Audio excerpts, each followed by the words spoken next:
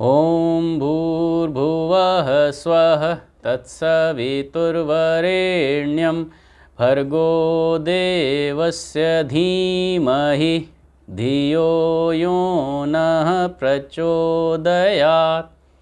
प्रणाम साधकों। तो पिछले अंक में हम लोगों ने देखा था कि एक ही तरह के अपराध के लिए या एक ही तरह के कर्म के लिए अलग अलग लेवल का सुख या दुख मिल सकता है ना। कि मतलब जैसे भूख से व्याकुल होकर किसी ने रोटी चुराई, तो एक तो ये हो सकता है कि भाई अगर उसके पास और कोई रास्ता ही नहीं था तो हो सकता है उसके दंड मिले ही नहीं, या अगर और कोई रास्ता था फिर भी ऐसा किया तो दंड मिले तो लेकिन कम मिले। लेकिन किसी ने वहीं पे अगर दारू पीने के लिए पैसा चुराया है तो उस चोरी का दंड उसको अधिक मिलेगा। तो ये ना इस मामले में जो आपका अंदर बैठा हुआ देवता जो चित्रगुप्त है वो गड़बड़ नहीं करता, वो उसको भी माप लेता है कि ये इसकी आवश्यकता थी या नहीं थी, कितनी थी कितनी नहीं थी, उसके हिसाब से काम करता है। तो अब ये एक समझने वाली बात है कि जैसे हमने ये चीज़ देखी कि चित्रगुप्त जो हैं वो खुद ही पुलिस है, खुद ही जज हैं, सारी चीज़ें खुद हैं। तो अब यहाँ पे आप ये देखिए ना, उसकी व्यवस्था भी अलग अलग चीज़ों के लिए अलग अलग कानून व्यवस्था है, राइट। जैसे आप फिजिकल वर्ल्ड में भी देखिए, तो अगर एक चपरासी चोरी करे या रिश्वत ले और एक मजिस्ट्रेट ले और एक पुलिस वाला ले, तो तीनों के लिए एक जैसा दंड होगा? नहीं होगा। चपरासी को तो हो सकता है डांट डपट के ही छोड़ दिया जाए, राइट। पुलिस वाले को हो सकता है कुछ जुर्माना या सस्पेंशन हो, लेकिन मजिस्ट्रेट का डिसमिसल होगा सीधे, क्योंकि मजिस्ट्रेट की जिम्मेदारी सबसे ज़्यादा बड़ी है। वो न्यायाधीश के पद पे बैठा हुआ है, उसकी वजह से सिर्फ एक केस का न्याय इफेक्ट नहीं होगा, पूरी न्याय व्यवस्था से लोगों का भरोसा ही उठ जाएगा। जबकि चपरासी के करने से क्या होगा? ज़्यादा से ज़्यादा किसी का नंबर आगे पीछे हो जाएगा, किसी की फाइल ऊपर नीचे हो जाएगी, इससे ज़्यादा कुछ मतलब। लेकिन जो एक्चुअल डिसीजन है, जो एक्चुअल निर्णय है, उस पर कोई बहुत खास इफेक्ट नहीं पड़ेगा। लेकिन न्यायाधीश के रिश्वत लेने से तो पूरी न्याय प्रणाली पे लोगों का भरोसा ही उठ जाएगा। आप एक और उदाहरण से इसको समझ सकते हैं कि एक भील है जिसका काम है शिकार करना, वो शिकार करता है, मारता है, हिंसा कर रहा है वो भी, तो उसको हिंसा का जो दंड होगा वो मिलेगा। मतलब यहाँ जो मिलना है वो तो एक अलग बात है, लेकिन जो उसके अपने मानस में मिलना है वो भी उसको मिलेगा, एक दंड मिलेगा। लेकिन वहीं दूसरी तरफ एक ऐसे पंडित जी हैं जो अहिंसा पर रोज़ प्रवचन करते हैं, वो अगर एक बुचर की दुकान में भी चले जाएं तो उसका बहुत तगड़ा छाप पड़ेगी उनके चित्रगुप्त पे, और उसका दंड उनको बहुत तगड़ा मिलेगा। इसका कारण ये है कि जैसे जैसे आपका क्रमिक विकास होता है, जैसे बॉडी का क्रमिक विकास होता है, हम बढ़ते हुए आए ना, एक कोश की जीव से आए, फिर बहुकोश की बने, फिर जानवर बने, जानवर से मनुष्य बने, वैसे ही जब मनुष्य शरीर में हम आ जाते हैं तब भी जीव का विकास होता है। तो जीव का विकास ऐसे नहीं होता जैसे कि हम फिजिकल देखते हैं, हम डॉक्टर बन गए, इंजीनियर बन गए, साइंटिस्ट बन गए, कुछ नहीं। ये तो फिजिकल वर्ल्ड में है। हम हर जन्म में कुछ ना कुछ सीख रहे होते हैं। हम मतलब जीव, ये शरीर नहीं। जीव कुछ ना कुछ सिद्ध करने आया है और वो कुछ सीख रहा है और उसका डेवलपमेंट होता चला जा रहा है। तो जिसकी चेतना जितने ज़्यादा लेवल की है, उसको छोटी सी गलती का दंड भी उतना ही ज़्यादा मिलेगा। और वो कोई और नहीं दे रहा, वो खुद को दिलवा रहा है कि यार मुझसे ऐसा हो गया। कई बार होता है ना, कई बार खुद को भी आत्मग्लानि होती है, यार मैंने ऐसा कैसे बोल दिया। एक समझदार इंसान अगर उसने कहीं उसने पब्लिकली मतलब कुछ बोल दिया किसी को या कुछ, तो उसको दूसरा कुछ क्या कहेगा, वो अपने आप को कहता है यार मैंने ऐसा बोल दिया, है ना।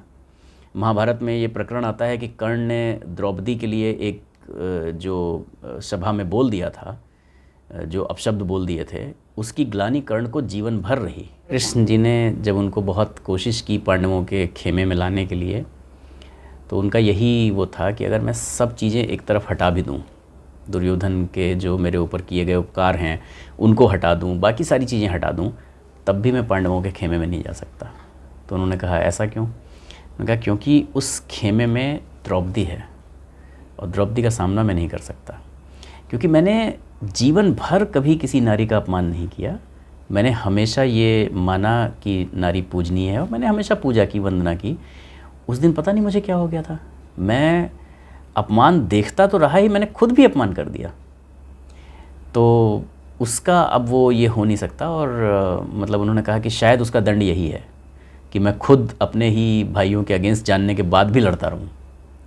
तो ये मतलब होता है कि आपकी चेतना जिस लेवल की है उसी लेवल का दंड आपको मिलेगा। तो पंडित जी जो अहिंसा पे प्रवचन कर रहे हैं उन्हें तो पता है ना कि हिंसा नहीं करनी चाहिए। वो जो भील है उसे तो लग रहा है कि शायद मेरा व्यवसाय यही है। जैसे एक बच्चा अगर कपड़े ख़राब कर देता है, राइट, तो ना तो उसको कोई शर्म आती है ना कोई उसको ख़राब कहता है। लेकिन वही काम अगर एक बड़ा कर दे तो उसको भी शर्म आएगी और लोग भी कहेंगे कि यार ये क्या तरीका है। तो ये शरीर के हिसाब से एक एग्जाम्पल दिया गया कि चेतना भी ऐसे ही डेवलप होती है। चेतना भी पहले ही दिन में पूरी डेवलप नहीं हो जाती। चेतना थी हम ये जो जन्म पे जन्म लेते हैं इसमें हम ये जो ABCD सीखते हैं, जो काखा गाघा सीखते हैं, ये तो यहीं का यहीं रह जाता है। आप यहाँ पे पूरा PhD तक भी कर डालिए, रिसर्च कर डालिए, रिसर्च पेपर्स लिख डालिए, मतलब जो बड़े बड़े साइंटिस्ट हो गए और चले गए, आज अगर वो फिर से जन्म लेके कहीं पैदा हुए होंगे तो मतलब आइंस्टीन के नाम पर कितनी भी रिसर्चेज हों, आज अगर आइंस्टीन कहीं पैदा हुए होंगे तो आज तो आइंस्टीन फिर से ABCD सीख के ही वापस शुरू करेंगे ना। तो लेकिन जो आध्यात्मिक प्रगति आप करते हैं वो आपकी चेतना पर अंकित होती जाती। जो चीज़ें आपने सिद्ध कर ली, आपने संयम जीत लिया, आपने क्रोध जीत लिया, आपने अहंकार जीत लिया, ये चीज़ें धीरे धीरे आती जाती हैं। आप देखिए कुछ लोग स्वभाव से अहंकारी होते हैं, कुछ लोग नहीं होते। कुछ लोगों में बिल्कुल संयम नहीं होता, कुछ में होता है, क्योंकि वो उसको सिद्ध करते हुए चले आ रहे हैं। और जहाँ पर जाकर आपका एकाकार हो जाता है, जहाँ पर आप सेल्फ रियलाइज कर लेते हैं, वहाँ फिर आप सारी चीज़ें सिद्ध कर लेते हैं, क्योंकि वहाँ आपका कनेक्शन सीधे परमपिता से, आपकी मेन ट्रांसफार्मर से आपका कनेक्शन जुड़ गया, तो आपको पूरी पावर मिल गई, पूरी ऊर्जा मिल गई। तो वहाँ पर आपको कुछ और फिर सिद्ध नहीं करना पड़ता, फिर आपको डायरेक्ट एनर्जी मिल गई ना। डायरेक्ट आप एक एक करके ले रहे हैं, ऊर्जा ले रहे हैं, अपनी ऊर्जा बढ़ा रहे हैं। आप डायरेक्ट कनेक्ट हो गए मेन पावर हाउस से। अगर मेन पावर हाउस से कनेक्ट हो गए तो फिर तो आपको पूरी मिल गई ना, पूरी की पूरी पावर मिल गई एक साथ में, राइट। तो इस तरीके से यहाँ पे ये था कि भाई देखो, आचरण दोनों ने, जैसे बच्चे और बड़े का जो एग्जाम्पल लिया गया, आचरण या काम दोनों ने एक जैसा किया, लेकिन आपकी शिक्षा कितनी है, आपकी सभ्यता कितनी है, आपकी चेतना का विकास किस लेवल का है, उसके हिसाब से आपका, क्योंकि सही क्या है, गलत क्या है, क्या कर्तव्य है, क्या अकर्तव्य है, क्या करना चाहिए, क्या नहीं करना चाहिए, इसको सोचने समझने की जो बुद्धि है, जो क्षमता है, जो विवेक है, वो बढ़ता घटता जाता है। और उसी के हिसाब से जो अंतःकरण की पुकार है कि मुझे कितने लेवल के दंड से या कितने उससे ये साफ हो जाएगी, वो बढ़ता घटता चला जाता है, राइट। आप ये समझिए कि अगर एक चपरासी हो, वो कोई बात ना माने, उसने कोई हुक्म नहीं माना, तो क्या होगा, या तो उसको डांट डपट दिया जाएगा या थोड़ा मोड़ा कोई उसके ऊपर जुर्माना हो सकता है। इससे ज़्यादा कोई बहुत ज़्यादा चीज़ उसके साथ नहीं होगी। लेकिन अगर एक फ़ौजी अफसर यही काम करे तो उसका कोर्ट मार्शल करा दिया जाएगा सीधा। वहाँ कोर्ट मार्शल से नीचे का उसका वो नहीं है। तो इसी तरीके से जब कोई ज्ञानवान, विचारवान, भावनाशील व्यक्ति अगर कोई दुष्कर्म करता है या गलती करता है, तो उसका जो चित्रगुप्त है, सबका अलग अलग है, उसका जो चित्रगुप्त है उसको बहुत भारी पाप में रजिस्टर कर लेता है और उसका दंड उसी तरीके का देता है। नॉर्मल लोग गोदान करा दिया जाए, वैतरणी पार कर लेते हैं, लेकिन अगर एक राजा है, नृप है, ब्राह्मण है, पंडित है, उससे अगर थोड़ी सी भी गलती हो जाए तो वो थोड़ी सी गलती में नरक में पहुंच जाता है। उसका चित्रगुप्त उसको उस तरीके का दंड देता है। अज्ञानी अपराध करता है, ये बात मैटर नहीं करती, राइट। लेकिन जब ज्ञानवान व्यक्ति, जब एक ऐसा व्यक्ति जिस पे जिम्मेदारी थी लोगों को सिखाने की, वो जब गलती करता है तो उसका दंड बड़ा कठोर होता है।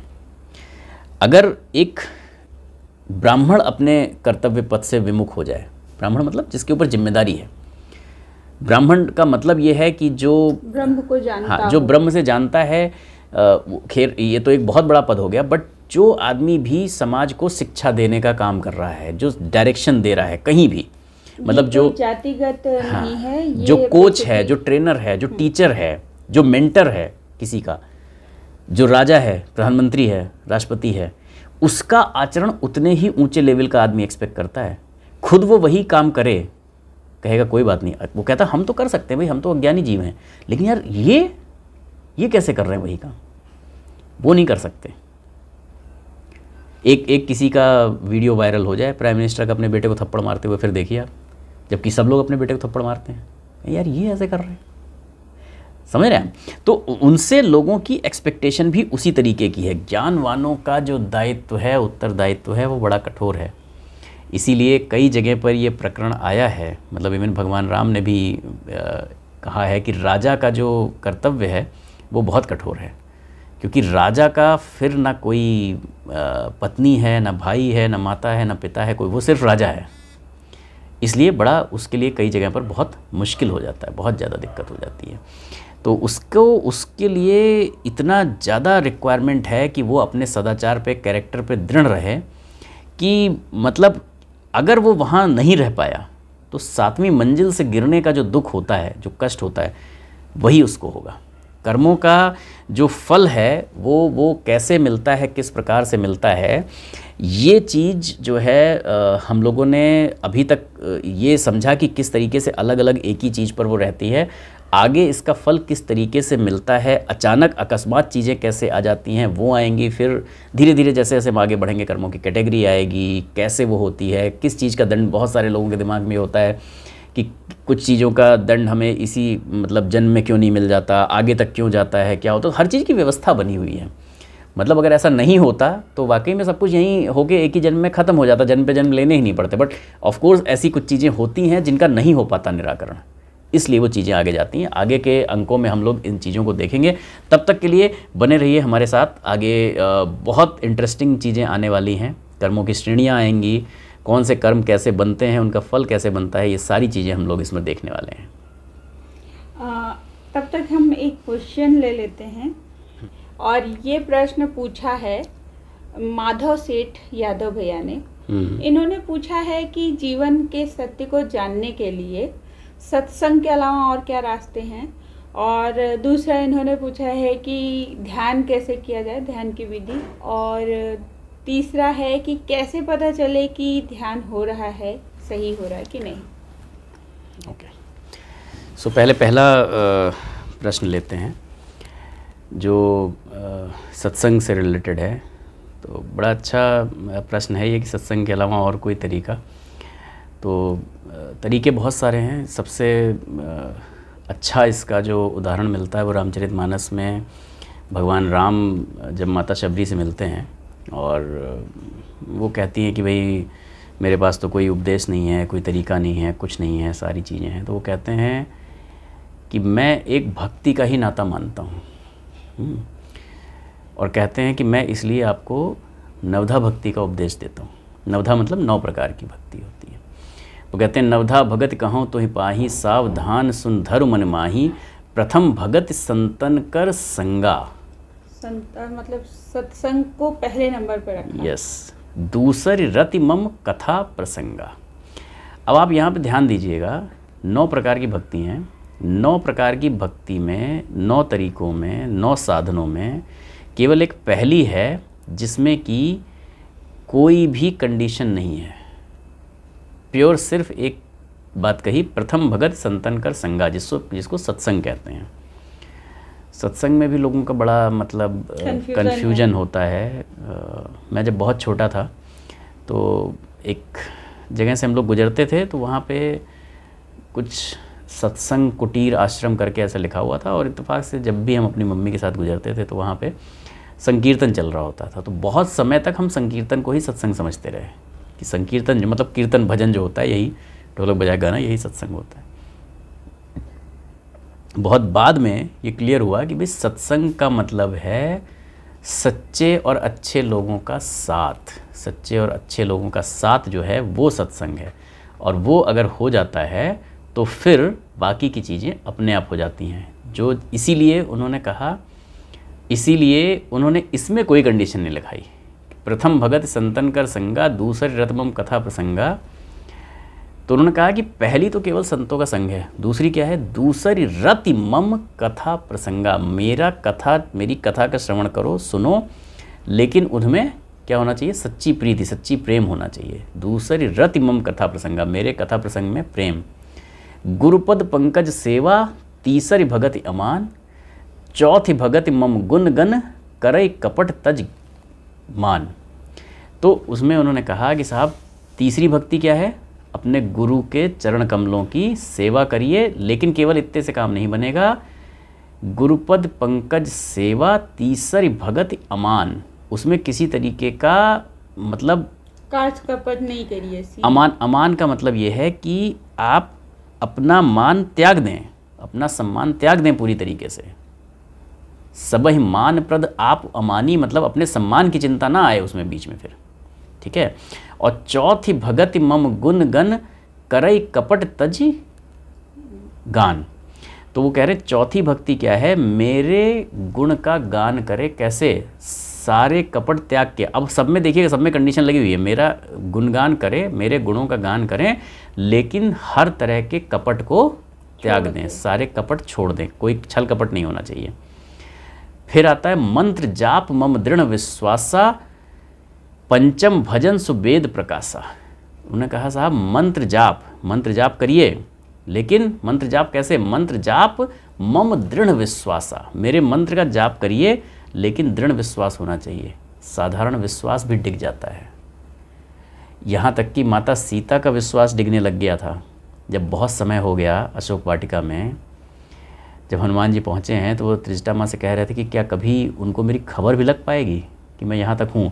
माता सीता से ज़्यादा कौन जानता होगा भगवान राम को, 24 घंटे उनके साथ रहती थी, मतलब उनकी शक्ति और हर चीज़ का उनसे ज़्यादा तो किसी को नहीं होगा, उनका भी विश्वास डिगने लगा था। तो आप समझिए कि ये चीज़ इतनी आसान नहीं है जितना लिखा है एक लाइन में, मंत्र जाप मम दृढ़ विश्वासा, मंत्र जाप के साथ विश्वास होना चाहिए। अगर साल भर तक मंत्र जाप करते करते अरे यार ये तो रोज़ हम माला फेर रहे हैं, कुछ हो नहीं रहा है, हो गया तो कहानी वहीं ख़त्म, फिर जीरो पे आ गया, फिर जीरो से शुरू हो गया। जहाँ वो विश्वास डिगा, तो इसलिए साधारण विश्वास भी डिग जाता है, दृढ़ विश्वास होना चाहिए, ऐसा विश्वास कि बस यही है, इससे होगा ही होगा, और टाइम चाहे कितना भी लगे, चाहे कितनी भी परिस्थितियाँ उल्टी सीधी हों। तो ये है पांचवी भक्ति जो वेदों ने बताई है, मंत्र जाप करें, भजन करें। छठदम सील बिरत बहु कर्मा निरत निरंतर सज्जन धर्मा। छठी तो बहुत ही और टिपिकल बता दी, क्या, छठदम सील बिरत बहु कर्मा।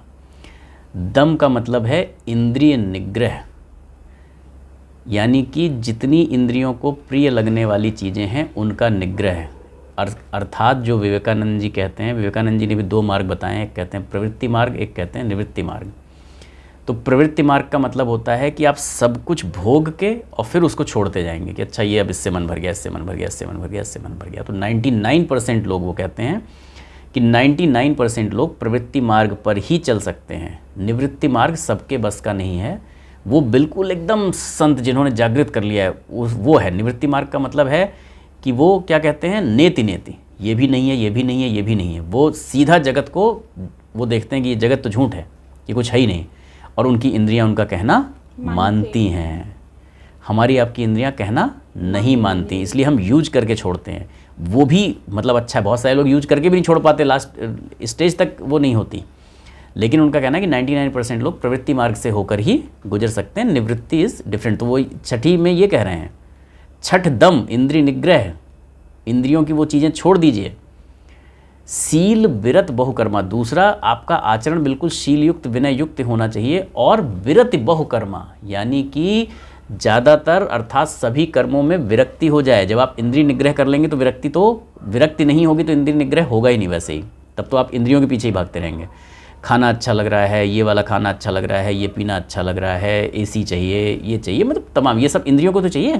किसको चाहिए, गर्मी लग रही तो एसी चाहिए, है ना, ठंड लग रही तो और चीज़ें चाहिए, जो भी है, खाने के लिए ये अच्छी अच्छी चीज़ें चाहिए, पीने के लिए ये चाहिए, सब कुछ चाहिए। और उसके बाद क्या है, निरत निरंतर सज्जन धर्मा, उन धर्म कार्यों में जुटे रहें जिसमें सज्जन लोग जुटे रहते हैं। ये छठा तरीका है। सातव सम मुहिमय जग देखा मोते संद अधिक कर लेखा। तो कहते हैं सातवीं भक्ति क्या है, सारे जगत को मेरा मैं देखिए, यानी ब्रह्म मैं देखिए। सिए राम मैं जग सब जग जानी, करहूँ प्रणाम जोरी जुग पानी। सब में उसी ब्रह्म को देखिए। और सब में का मतलब सिर्फ मनुष्य नहीं, सब में का मतलब जानवर, पशु, पक्षी, वनस्पति, सब में देखिए कि भैया ये सब में वही चराचर ब्रह्म है, वो देखिए। लेकिन इतने भर से काम नहीं चलेगा, मोते संत अधिक कर लेखा। जहाँ संत मिल जाए उनको मुझसे भी ज़्यादा सम्मान दीजिए, तो संतों का सम्मान और ज़्यादा जरूरी है। आठव जथा लाभ संतोषा, सपने हु नहीं देखई पर दोषा। बड़ा आसान लगता है ये, लेकिन बहुत मुश्किल है। 8वें में वो कह रहे हैं साहब जो मिल जाए उसमें संतोष करिए, इतना हो सकता है कर भी ले, बट इसके साथ कंडीशन क्या लगी हुई है, सपने हु नहीं देखई पर दोषा।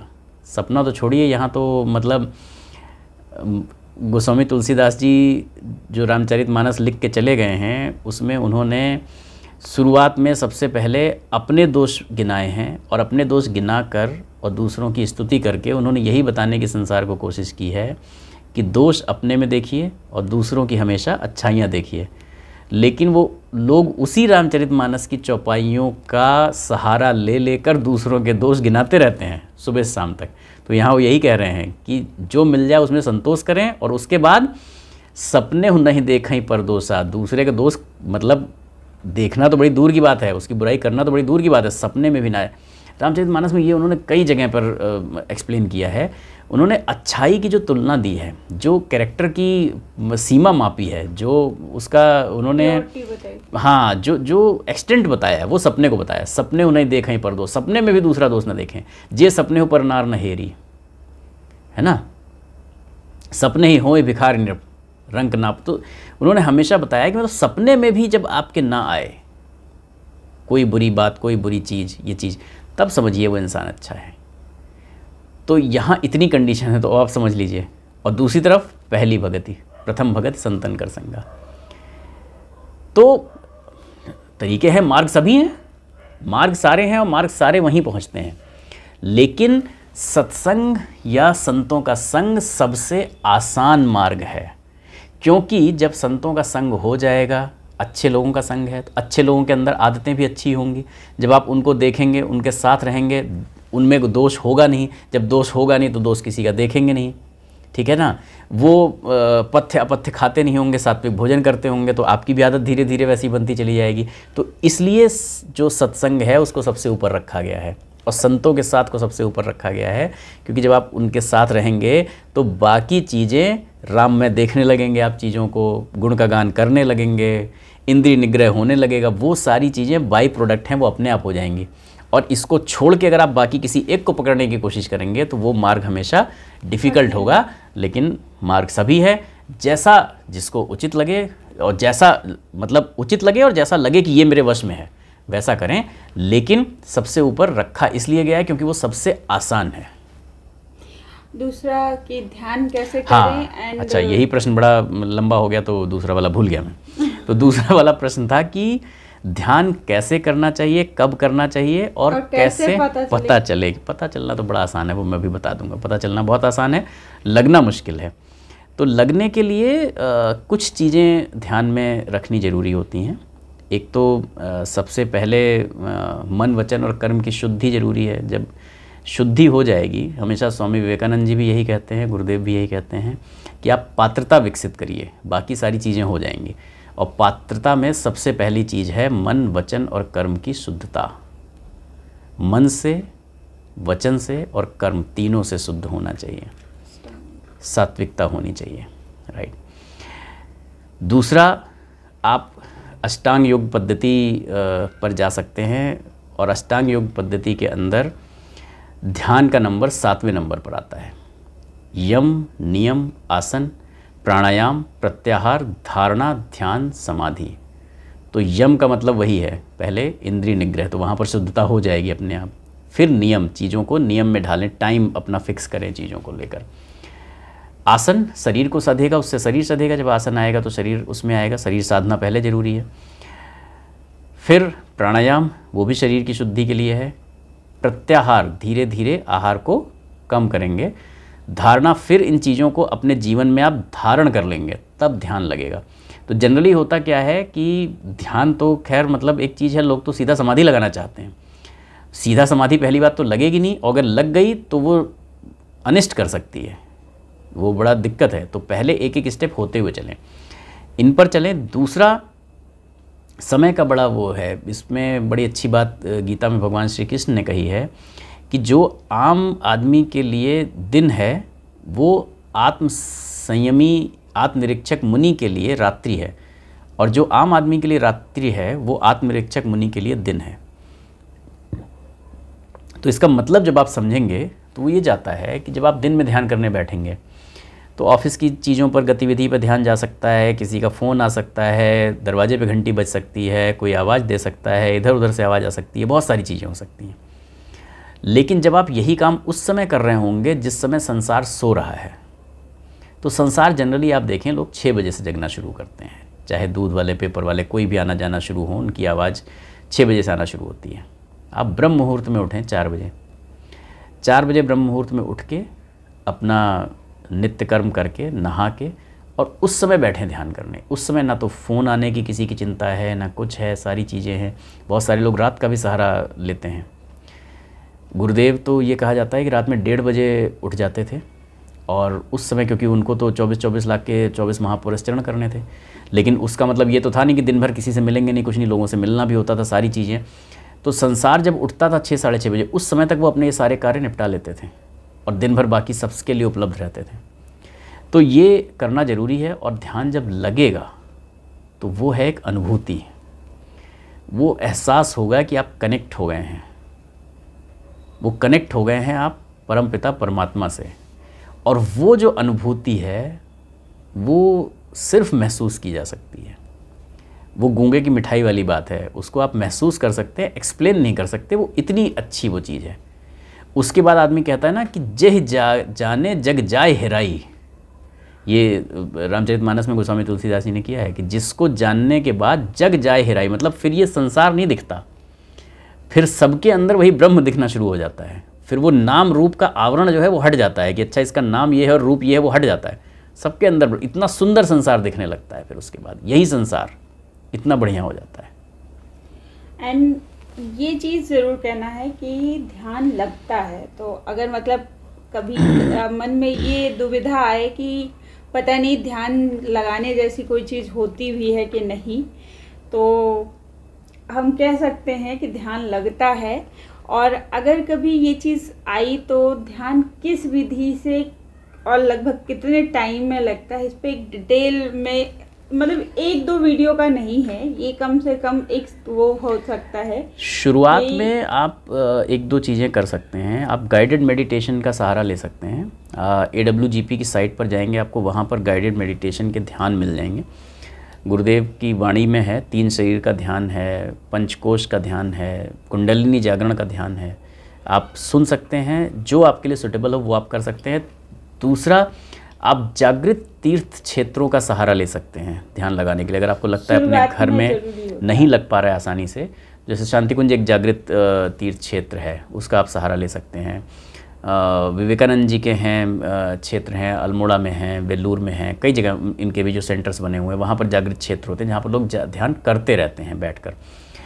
समूह में करवाया जाता है। कई जगह गायत्री चेतना केंद्र भी जो बड़े बड़े हैं वहाँ पर भी वो हफ्ते में, सप्ताह में 1 दिन ग्रुप में बुला के ध्यान करवाते हैं। तो कई बार अकेले आपका नहीं लग रहा होता है, तो ग्रुप में, क्योंकि बहुत सारे लोगों की ऊर्जा है, बहुत सारे लोगों की एनर्जी है, तो उसके थ्रू आपका ध्यान लग जाता है। एक बार अगर आप पहुँच गए वहाँ तक तो फिर आप कहीं भी बैठ के करेंगे हो जाएगा। उसके बाद फिर आप अपने घर के पूजा क्षेत्र को जागृत कर सकते हैं। डेली थोड़ा सा आप सूक्ष्म हवन कर सकते हैं, या डेली धीरे धीरे मंत्र जाप करेंगे, वो क्षेत्र जागृत होता जाएगा। अगर आप अपने घर में और लोगों को भी मोटिवेट कर सकते हैं कि वो सब बैठकर साथ में करें, तो वो धीरे धीरे आपके घर का जो पूजा क्षेत्र है वही जागृत क्षेत्र हो जाएगा। तो वहाँ पर लगने लगेगा। अगर आप वहाँ पे ध्यान करते हैं तो ध्यान लग जाएगा आराम से।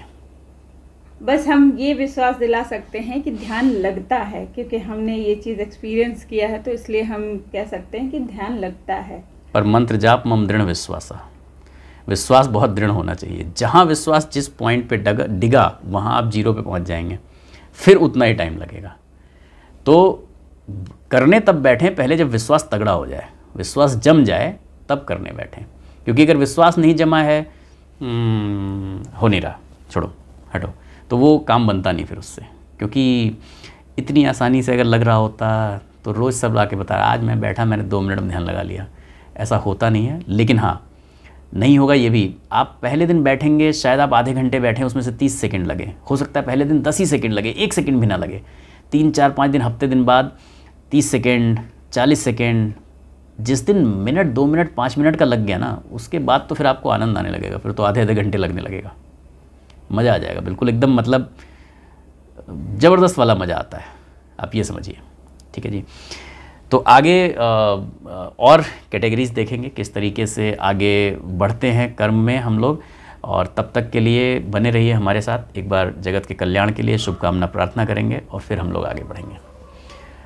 ओम स्वस्ति प्रजाभ्यः परिपालयन्तां न्याय्येन मार्गेण महीं महिषः गोब्राह्मणेभ्यः शुभमस्तु नित्यं लोकाः समस्ताः सुखिनो भवन्तु सर्वे भवन्तु सुखिनः सर्वे सन्तु निरामयाः सर्वे भद्राणि पश्यन्तु मा कश्चित् दुःखमाप्नुयात् श्रद्धां मेधां यशः प्रज्ञां विद्यां पुष्टिं श्रियं बलं तेज आयुष्यमारोग्यं देहि मे हव्यवाहन देहि मे हव्यवाहन।